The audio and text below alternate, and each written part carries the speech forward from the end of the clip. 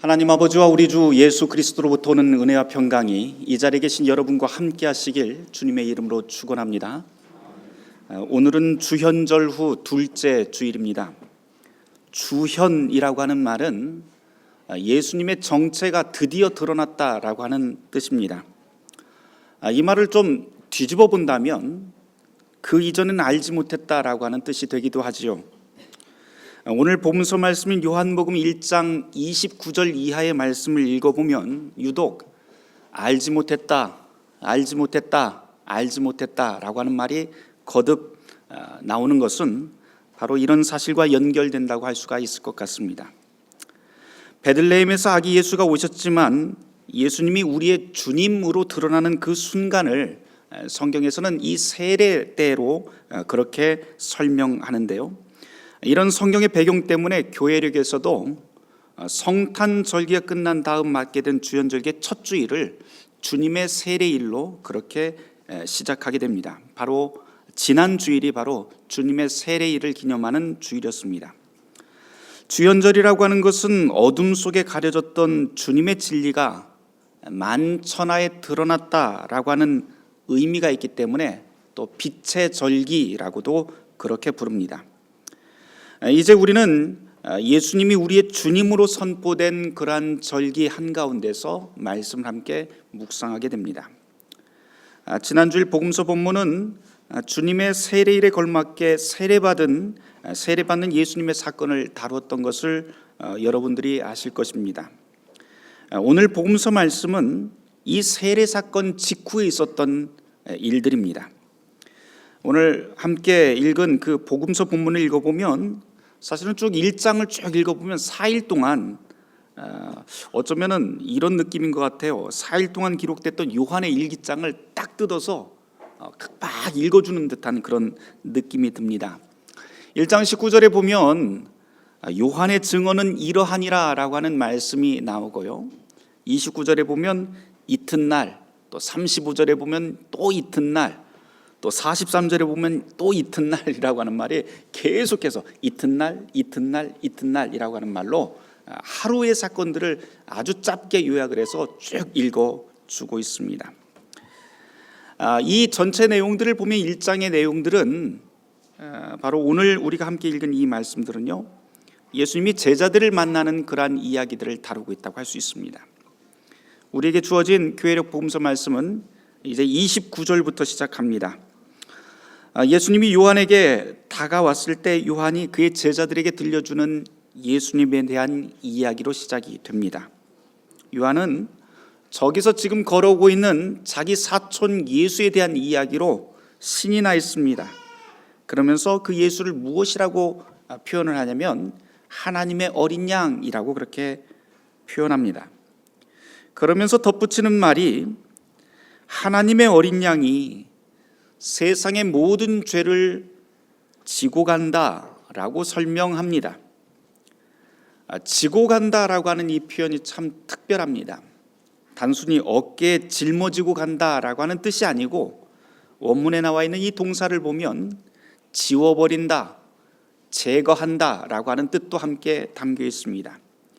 그러니 이 구절을 잘 풀어보면 저기 지금 걸어오고 있는 저 예수라고 하는 사람이 세상의 모든 죄를 지워버리는 주님이다라고 하는 뜻이 됩니다. 오늘 본문을 읽어보면 요한은 지금 예수가 어떤 분인지에 대해서 제자들에게 아주 신이 난 채로 그렇게 이야기를 하는 것 같습니다. 그런데 또 한편으로 생각해보면 웬만하면 자기 제자들에게 내가 스승이니까 선생인 나의 잘남, 똑똑함, 유식함을 이야기를 하는 게 좋을 것 같은데 지금 요한은 전혀 자기에 대한 이야기가 아니고 제3자인 예수에 대한 이야기로 모든 이야기를 가득 채우고 있습니다. 그러다가 이틀 후에 사건이 하나 벌어지게 됩니다. 제자들이 드디어 예수를 만나게 됩니다. 2명의 제자가 예수님의 뒤를 따라가게 됩니다. 그러고 보면 좀 요한 편에서 보면 좀 기분 나쁠 수도 있을 것 같아요. 왜냐하면 자기 제자 빼앗겨 버렸잖아요. 자기 제자를 빼앗겨 버렸는데 또 가만히 생각을 해보니 요한이 이제껏 자기 제자들에게 가르친 내용이 바로 저 예수라고 하는 인물에 대해서 가르쳤고, 또 제자들은 가르침을 받은 그대로 그분을 따라갔다라고 하는 말이 되기 때문에 어떻게 또 생각을 하면 또 잘한 일 같기도 합니다. 가르친 사람 입장에서 보자면 학생들이 선생님 말씀 잘 듣고 그대로 따라간 거니까 뭐 감사해야 할지도 모르겠습니다. 여하튼 오늘 복음서 내용의 전체 내용은 세례와 그리고 제자가 되는 그런 이야기에 대한 주제입니다. 오늘 말씀을 쭉 묵상을 하다가 제가 이전부터 좀 관심을 가지고 있던 주제 하나가 머릿속에 퍼뜩 떠올랐습니다. 예로부터 우리는 세례, 그러면 세례는 기독교인이 되는 관문으로 여기고 있는데, 그러면 세례받고 그리스도인이 되는 것일까? 세례받고 그리스도인이 되어서 그렇게 변해가는 것일까? 아니면 변화된 다음에 그것이 확증되면 세례를 받는 것일까? 라고 하는 문제입니다. 사실 참 난해한 질문이기도 해요. 여러분들 이런 기사 많이 읽어보셨을 텐데요. 한 번에 2,000명, 3,000명씩 세례를 베풀었다라고 하면서 자랑하는 논산훈련소 세례 이야기 기사를 여러분들이 보신 적이 있을지 모르겠습니다. 저는 그 신문 기사를 접할 때마다 도대체 그렇게 한꺼번에 무더기로 주는 세례가 도대체 무슨 의미가 있을까라고 하면서 퍽 마음에 들지 않았습니다. 사실 진지한 마음으로 세례를 받는 사람도 그 중에는 있겠지만 대부분의 경우는 제 경험상 보면 초코파이 준다는 말에 속아서 가서 세례 받는 경우도 꽤나 많습니다. 그런데 여러분, 물론 세례부터 주어야 한다라고, 세례를 준 다음에 사람이 변화될 수 있다라고 한다는 그렇게 주장하는 분들의 논리도 이해할 만합니다. 핵심은 하나님의 주권이라고 하는 것을 가르치는데, 죄인이 구원받는 것은 오직 하나님의 주권이고 그것 아니고서는 우리가 변화받는 것 역시도 불가능하다라고 그렇게 설명합니다. 그리스도의 명령에 따라서 세례 주는 것은 사람의 책임이지만 변화시키는 것은 하나님의 주권, 하나님의 소관이라고 하는데 그렇게 설명을 합니다. 듣고 보면 참 맞는 이야기 같아요. 그런데 또 반대의 경우도 있지요. 회개하고 변화된 다음에 세례를 받아야 된다라고 하는 쪽도 있어요. 특별히 복음서에 등장하는 이 세례 요한의 이야기를 들어보면 회개하지 않은 사람, 다시 말해서 자기의 삶을 돌이키지 않은 사람은 세례받을 수 없다라고 하면서 회개하지 않은 사람들이 그 앞에 오면 험한 욕을 퍼붓고 돌려보냅니다. 그러면서 이 세례라고 하는 것은 회개의 징표이지 그 반대는 아니다라고 하는 것을 성경은 우리에게 확실하게 보여줍니다. 세례 받는다고 해서 뭐 사람이 마술처럼 갑자기 변하는 것 아니라고 하는 소리이죠. 또 듣고 보면 이 말도 맞는 것 같아요. 어느 쪽이 맞을까요? 기독교 역사에서 보면 이 둘이 팽팽하게 맞서는 것 같습니다. 예수님이 승천하신 후에 기독교가 로마 제국의 국가교회가 되는 4세기 이전까지만 하더라도 세례라고 하는 것은 변화된 사람들만이 받는 그런 마지막, 입교하기 위해서 마지막 거치는 확증 절차였던 것이 분명합니다. 우리 교회도 뭐 입교를 많이들 하시는데 입교하기 위해서 준비하는 교육기간이 보통 3년에서 5년 정도 걸립니다. 그리고 모든 삶의 자세가 다 변했다라고 하는 것이 교회 전체에 확증이 될 때 비로소 세례를 주고 교인으로 받아들였다는 것을 우리는 역사에서 보게 됩니다.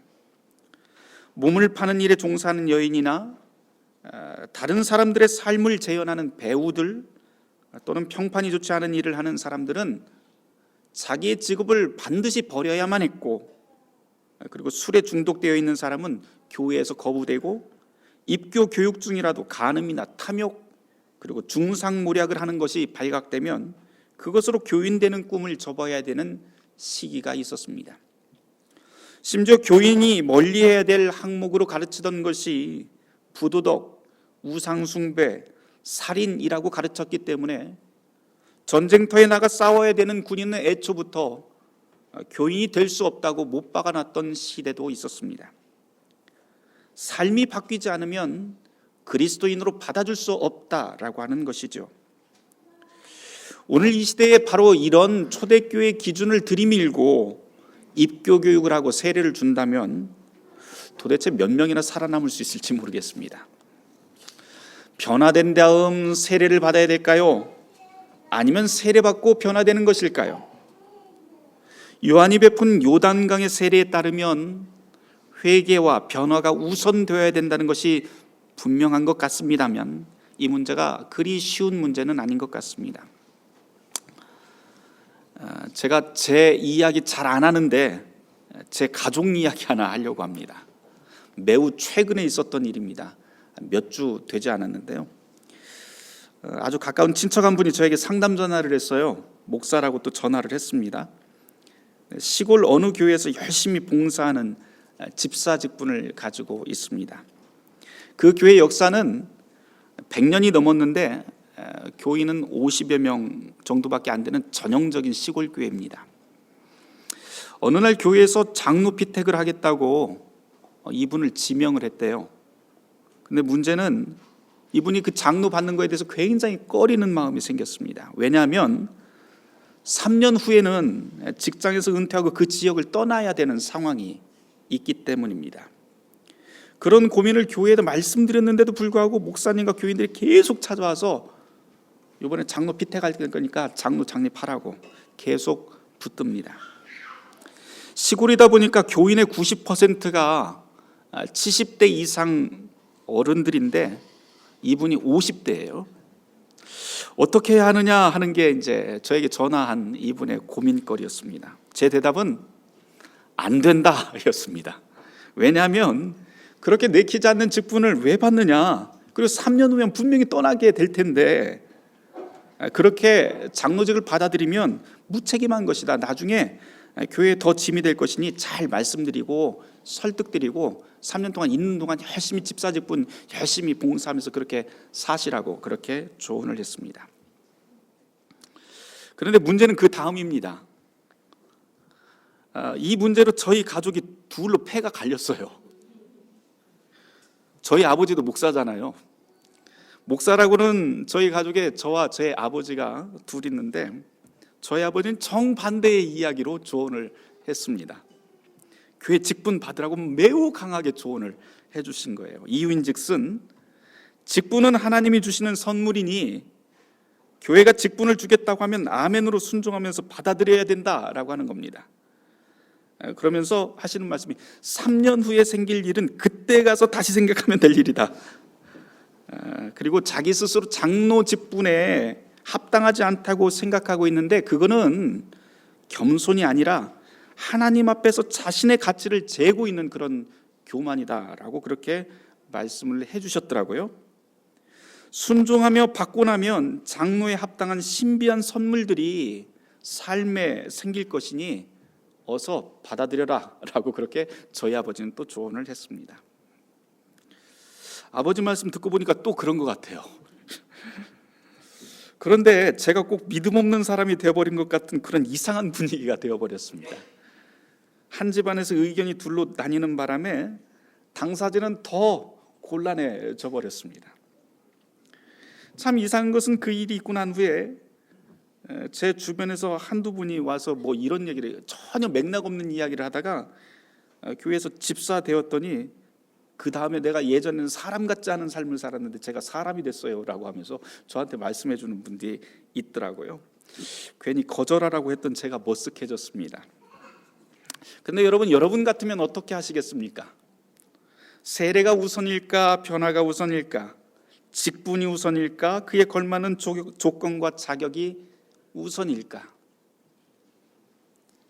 요즘 엉뚱하게 그런 고민을 하고 있었는데 오늘의 이 복음서 본문을 묵상하면서 이제껏 제가 가졌던 그런 질문들의 방향이 참 잘못됐었구나라고 하는 것을 깨닫게 되었습니다. 주님께서 우리에게 묻고 관심을 갖고 있는 것은 무엇이 문제이냐, 무엇이 우선이냐라고 하는 그런 순서에 관한 문제가 아니었습니다. 오늘 복음서 말씀을 다시 보려고 합니다. 요한복음 1장 35절 이하를 보면 요한의 제자 중 두 사람이 예수님을 쫓아갑니다. 그러자 이것을 알아챈 예수님께서 38절에서 이렇게 말씀하시죠. 무엇을 구하느냐라고 말입니다. 그 뜻은 너희는 나한테 무엇을 기대하고 그렇게 쫓아오느냐, 나한테 무엇을 구하려고 얻고 싶어서 나에게 왔느냐라고 하는 반문입니다. 요한복음을 전체를 보면 참 특별한 것은 요한복음에서 예수님의 첫 번째 목소리가 나오는데 그 첫 번째 목소리가 다름 아닌 바로 이 구절입니다. 나에게서 무엇을 구하느냐라고 하는 예수님의 목소리가 첫 번째로 여기에서 들립니다. 그런데 이 구절은 우리에게도 매우 중요한 질문이 됩니다.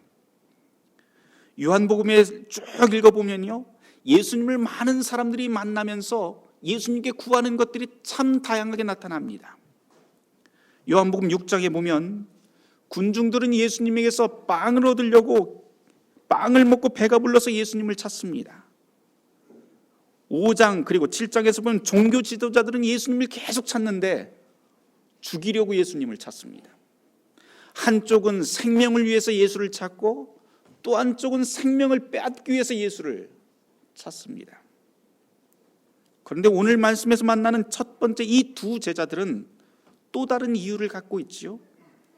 38절 하반절을 보면 이 제자들이 이렇게 답합니다. 랍비여 어디 계십니까? 선생님 어디 계십니까? 라고 오히려 반문합니다.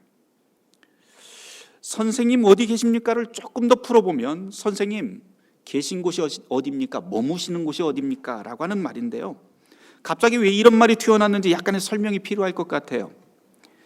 지금 시대야 선생님과 학생의 그 관계가 굉장히 느슨합니다만 예수님 당시의 사제지간이라고 하는 것은 사실은 모든 삶을 함께 공유하는, 먹고 자고 함께 움직이는 삶을 공유하는 생활 공동체라고 할 수 있습니다.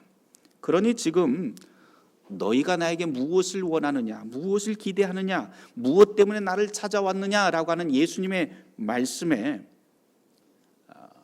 당신이 머무르시는 곳은 어디입니까? 라고 이 답을 했다는 것은 단순히 숙소의 위치를 묻는 게 아닙니다. 여기서 머물다라고 하는 그리스어 메모라고 하는 단어가 쓰이는데요, 이것은 단기간 머무는 그런 숙소를 뜻하지 않고 영원한 거처를 말할 때 쓰이는 단어입니다. 그러니 나에게서 무엇을 기대하느냐라고 하는 주님의 질문에 제자들이 하는 이야기는 예수님, 당신이 머무는 영원한 집은 어디입니까? 당신이 계시는 그 영원한 거처는 어디입니까? 나도 거기 있고 싶습니다 라고 하는 말이 됩니다. 예수님과 이 두 제자의 대화를 오늘 우리에게도 그대로 적용할 수 있을 것 같습니다. 주님이 저와 여러분에게 묻습니다. 왜 나를 찾아왔어? 왜 여기 왔어? 왜 예수를 찾아? 라고 하는 말.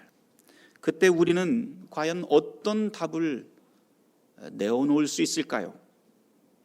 여러분 각자 진지하게 한번 생각해 보시길 바랍니다. 의미 없이 왔다 갔다 하지 마시고 이런 진지한 질문에 진지하게 한번 답을 한번 가져보시길 바랍니다. 제자들에게 하신 예수님의 답은 매우 담백하고 자신감이 넘칩니다. 와서 보라 라고 하십니다. 말씀이 육신이 되는 것을 보고 싶은가? 사랑이 무엇인지 알고 싶은가? 하나님의 영광을 보고 싶은가? 영원히 썩지 않을 빵, 영원히 목마르지 않는 생수를 마시고 싶은가? 거듭나고 싶은가? 사랑 안에 거하고 싶은가? 쉼을 얻고 싶은가? 길과 진리와 생명을 경험하고 싶은가? 영생에 이르고 싶은가? 하나님을 알고 싶은가? 그러면 와서 보라. 이것이 주님의 대답입니다. 이 말씀을 들은 두 제자가 늦은 밤까지 예수님과 함께 자리를 같이 합니다. 그러다가 그중 한 사람인 안드레가 그 자리에서 벌떡 일어나 자기 형제인 베드로를 데리고 이 자리로 오게 됩니다. 오늘의 교회력 복음서 말씀은 거기서 끝납니다. 하지만 1장의 마지막까지 읽어보면 길을 가던 예수님이 빌립을 만나고 그에게 나를 따르라 하자 제자가 되었다는 이야기, 그리고 그 빌립이 또 자기에게 일어난 이야기를 말해 주었지만 의심하던 나다나엘이 제자가 되는 이야기가 계속 이어집니다. 총 5명의 제자가 세워지는 이야기인데 이 5명이 제자 되는 이야기는 모두 다 다른 방식입니다. 모두 다 예수님이 만나는 방식이 다 다르고 모두 다 제자가 되는 그런 모습이 다 다릅니다. 어떤 때는 예수님이 직접 찾아가기도 하고 길거리 캐스팅이 되기도 하고 친구 따라 제자 되기도 하고 의심하던 사람이 완전히 역전이 되어서 아주 변하는 그런 신비한 일도 일어납니다. 예수를 만나는 길, 제자가 되는 길, 그것은 어떤 특정한 방법으로 제한할 수 없습니다. 마찬가지로 그리스도인이 되는 길도, 직분을 받아들이는 길도 어느 것 하나로 제한할 수 없는 것 같습니다. 중요한 것은 요한복음에서 등장하는 예수님의 이 첫 번째 목소리, 너는 도대체 나에게 무엇을 구하러 이곳에 왔느냐라고 하는 것. 이 예수님의 질문에 답할 준비가 되어 있는지, 이것이 관건인 것 같습니다. 만일 우리가 이 주님의 질문에 귀를 기울이며 진지하게 반응할 준비만 되어 있다면 세례가 우선인지 변화가 우선인지 직분이 우선인지 자격이 우선인지 이런 문제들은 모두 다 부차적인 문제일 수밖에 없습니다. 와서 보라라고 하는 주님의 말씀에 순종하며 그와 함께 살 때 그 안에서 체험하는 것도 사람마다 다양할 겁니다. 어떤 사람은 평안을 주님 안에서 얻게 될 것이고 어떤 사람은 예수 믿어서 시련이 계속되는 삶을 살게 될지도 모릅니다. 그 무엇 하나로 예수 안에 있는 삶을 또한 규정할 수 없습니다. 나에게 무엇을 구하느냐라고 하는 이 주님의 질문에 우리는 각자 다양한 답을 가지고 살게 됩니다. 사람마다 다르고 교파마다 다르고 시대와 문화에 따라 다를 수도 있습니다. 중요한 것은 우리가 가진 답의 한계를 인정하고 그리고 주님께 맡기는 겁니다. 요한은 그 주님을 세상 죄를 짊어지고 가는 어린 양이라고 설명하는데 바로 그 어린 양이 우리의 모든 한계와 불완전을 짊어지고 지워버리시는 분입니다. 끝으로 하나만 더 말씀드리고 마치려고 합니다. 오늘 우리는 예수님을 만나 제자가 되는 사람들의 이야기를 나눴는데요, 잘 생각해 보면 부름 받는다라고 하는 것은 모두 다 초대받는 사람에 지나지 않다라고 하는 것을 명심해야 될 것 같습니다. 부름 받은 시점만 생각해 보면 안드레나 베드로나 다 완성된 상태가 아니지요. 빌립이 아니고 바울이 아니고 나다나엘이 아닙니다. 출발은 모두 다 동일합니다. 문제는 살아있다가 하나님이 부르시는 그날 누구는 스데반으로, 누구는 바울로, 누구는 가룟 유다로, 누구는 별 볼 일 없는 사람으로 그렇게 결정지어지게 될 것입니다.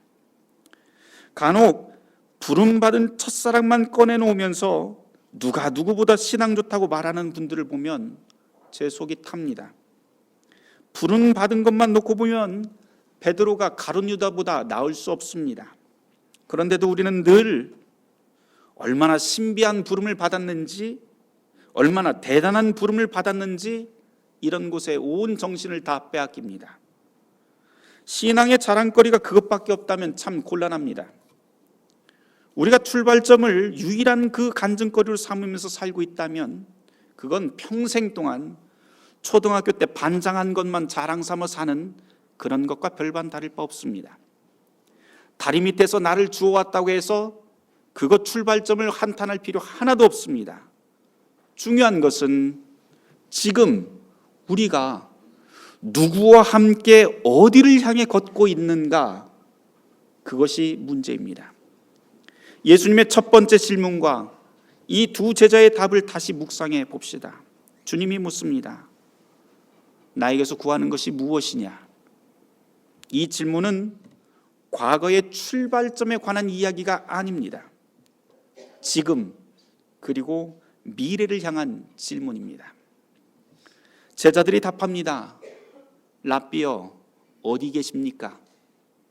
선생님, 당신의 영원한 거처는 어디입니까?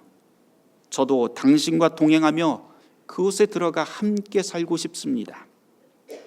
이 제자들의 대답 역시 주님과 함께 살아갈 미래를 지향합니다.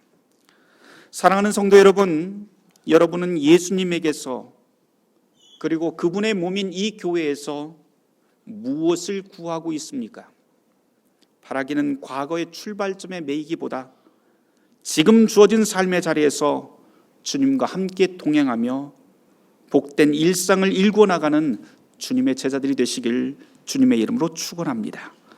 모든 지각에 뛰어난 하나님의 평강이 그리스도 예수 안에서 너의 마음과 생각을 지키시리라. 아멘.